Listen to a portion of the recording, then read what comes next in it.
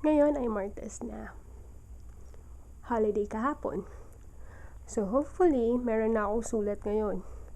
Katulad ng sinabi ko nung isang araw, gustong-gusto ko na kunin ang mga sulat doon sa post sa mailbox. Actually, nung time na yon, may sulat na dumating. Kaso, masyado lang ako maaga nung time na yon, kaya hindi ko nakita. Tapos, nung hapon, nung dumating si Michael galing sa school, dala-dala niya yung mga sulat. So ngayon, medyo matagal-tagal bago ko kinuha ang sulat. So dapat may sulat na ngayon sa mailbox. Pupunta tayo ngayon doon. Kita niyo yan?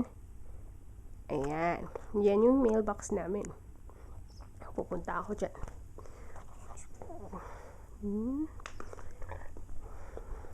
Ayan, lalakad na ako.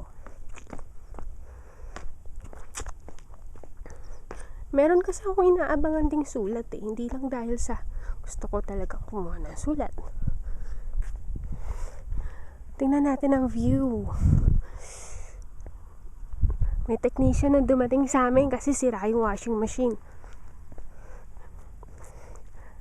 Tsaka yung oven. Yan yung mga bahay sa likod ng bahay namin. Ito na, kunin ko na. Ayan, madaming sulat. May sulat kaya para sa akin? Yun yung tanong. Wala. Mukhang walang sulat para sa akin. Uy, meron! May sulat ako galing sa Wells Fargo.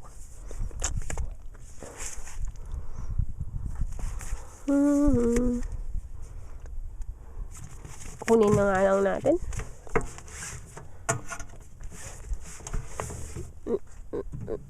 Ayan.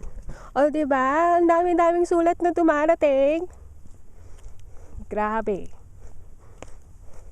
Kita niyo yan? May mga coupons pa yan. May magazine. Yan o, may mga offer. Ayan. Papalik na ako.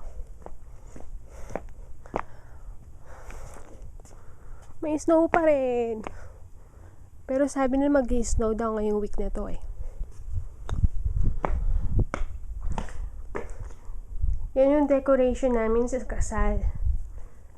Yung parang winter. Ewan ko lang kung napansin nyo yan dun sa kasal kung napanood nyo. Ayan o. Mga branches na pininturahan namin ng puti. Tapos nilagay namin sa pot. Tapos may candle yan eh. May candle dito. O ayan. Papalik na ako. Hindi ako mag-iingay. Kasi may tao sa loob. Okay. Paano kaya to? Oops, malalaglag. Nalaglag na nga.